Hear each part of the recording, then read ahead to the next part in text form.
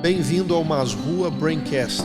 Aqui exploramos a neurociência e suas conexões com a vida humana, trazendo insights práticos para o seu dia a dia. Descubra como a ciência e a humanidade se unem para transformar a sua vida.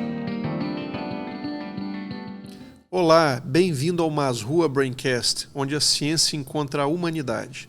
Eu sou o Dr. Marcelo Masrua, neurologista, professor e pesquisador. E hoje vamos explorar o tema A violência nos acostuma, como a dessensibilização afeta a nossa mente.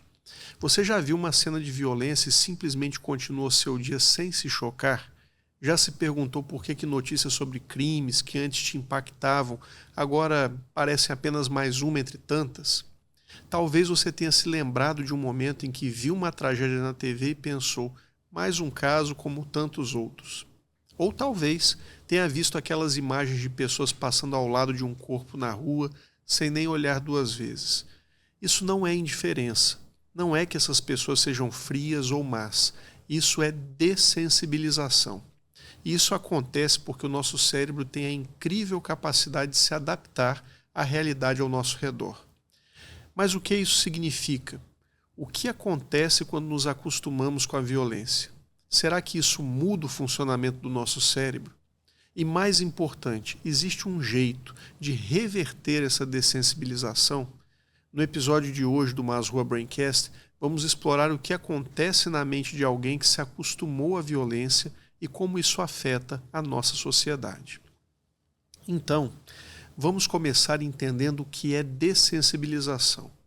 É um processo psíquico e neurobiológico, ou seja, há uma mudança física no cérebro, no qual após uma repetida exposição a um estímulo, a nossa resposta emocional a ele diminui. Isso não acontece só com as emoções, acontece também com cheiros.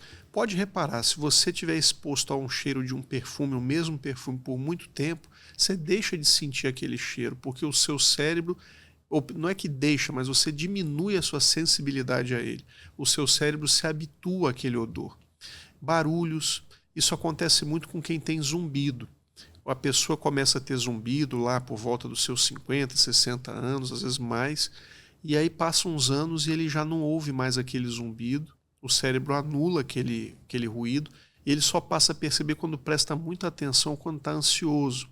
Isso acontece com imagens, com palavras. O nosso cérebro vai se habituando, ele vai se dessensibilizando. E, infelizmente, isso também acontece com a violência. Se você já morou perto de uma avenida movimentada, deve ter notado algo muito interessante. Nos primeiros dias, o barulho dos carros e as buzinas também irrita, né? Aquele ruído, aquele som irritante. Mas depois de um tempo, você nem percebe mais. O seu cérebro filtrou aquele ruído para não gastar energia processando algo que para ele se tornou irrelevante. Então imagine esse mesmo mecanismo funcionando quando se trata de violência. Quando somos expostos a crimes brutais diariamente na TV, nas redes sociais ou ao vivo nas ruas, a nossa mente começa a reagir cada vez menos. A primeira vez que ouvimos sobre um caso de violência extrema, a gente sente um choque, mas com o tempo essa reação vai se tornando cada vez menor. E isso se reflete na forma como nós nos comportamos. Em algumas comunidades, as crianças brincam sobre o som de tiros. Em algumas cidades, corpos na calçada se tornam parte da paisagem. E no noticiário, esses crimes bárbaros viram estatística. O que era horrível se torna comum. E no fim, esse processo vai afetando toda a sociedade. E a dessensibilização na sociedade brasileira? Bem, no Brasil a violência está presente sob forma constante. Olha só, por exemplo, essa imagem de tiroteios na linha amarela, na linha vermelha, né, no Rio de Janeiro, as pessoas se abaixando. Isso é uma coisa muito comum no Brasil, né? No Rio de Janeiro tem ali a chamada faixa de Gaza, que fica no final da linha amarela. Então as pessoas se acostumam a esses tiroteios, a essa violência. Em algumas favelas do Rio, por exemplo, os moradores sabem diferenciar o som de diferentes armas, né, apenas pelo ouvido. Há lugares onde esses tiroteios são tão frequentes que a rotina continua normalmente, mesmo sob os disparos. As pessoas passam por corpos nas ruas e seguem caminhando. Mas como é que isso acontece? Como que a violência se torna parte do dia a dia? O cérebro humano ele tem um mecanismo chamado habituação. Quando algo se repete muitas vezes, ele reduz a resposta emocional para economizar energia. E essa habituação ela pode acontecer mesmo em situações extremas.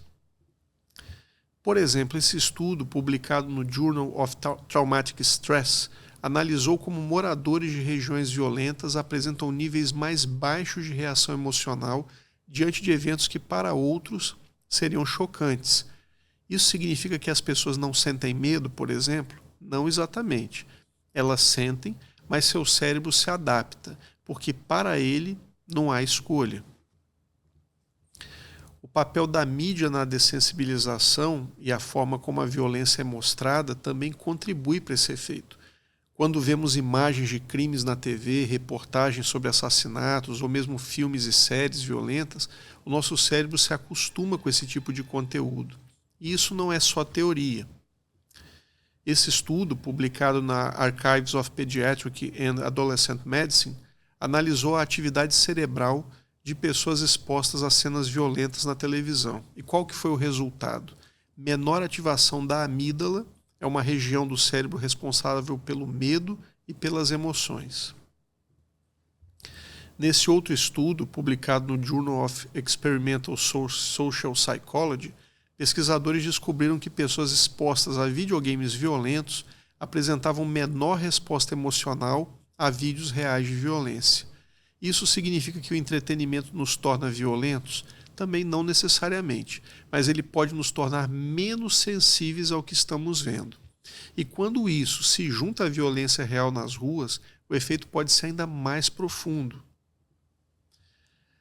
Os impactos da dessensibilização na sociedade e a dessensibilização têm consequências sérias para todos nós. Menos empatia. Quanto mais nos acostumamos com a violência, menos compaixão sentimos pelas vítimas. A normalização da violência é outro problema. Os crimes passam a ser vistos como parte da vida, da rotina, o que reduz a pressão por mudanças. Há um aumento da tolerância ao crime. Estudos sugerem que pessoas dessensibilizadas são mais propensas a aceitar medidas extremas, como justiça com as próprias mãos. Prejuízos à saúde mental. A exposição contínua à violência está associada ao aumento de transtornos como ansiedade, depressão e estresse pós-traumático. Isso nos leva a uma pergunta importante. A gente pode reverter esse processo? Então, como evitar a dessensibilização, né? Felizmente, existem estratégias para reverter esse efeito. Um consumo consciente de mídia é uma primeira boa medida. Escolher o que assistimos e evitarmos o sensacionalismo, isso pode ajudar a reduzir a dessensibilização. Contato com realidades diferentes, então fazer voluntariado, se envolver em projetos sociais, isso fortalece a nossa empatia e amplia as nossas perspectivas. Educação emocional, desenvolver inteligência emocional, nos ajuda a processar o impacto da violência sem perder a capacidade de sentir e reagir.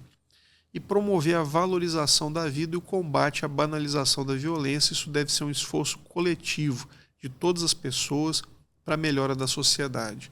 Não podemos aceitar a violência como algo natural. Precisamos sentir, precisamos nos indignar e precisamos agir. Bom, concluindo, a dessensibilização à violência não significa que as pessoas se tornaram más ou frias. Significa que o cérebro delas se adaptou à realidade que vivem. Mas essa adaptação pode ter um custo. Se aceitamos a violência como algo inevitável, perdemos a capacidade de lutar contra ela. Se nos acostumamos com o sofrimento, nos tornamos menos humanos. E é por isso que precisamos estar atentos. A violência não pode ser normal. E você, já sentiu que está menos sensível à violência ao seu redor? Deixe seu comentário e compartilhe esse episódio com alguém que precisa refletir sobre isso. Gostou do episódio? Curta, compartilhe e siga para mais conteúdos. Obrigado por nos acompanhar no Masrua Braincast e até o próximo episódio. Bem-vindo ao Masrua Braincast. Aqui exploramos a neurociência e suas conexões com a vida humana, trazendo insights práticos para o seu dia a dia. Descubra como a ciência e a humanidade se unem para transformar a sua vida.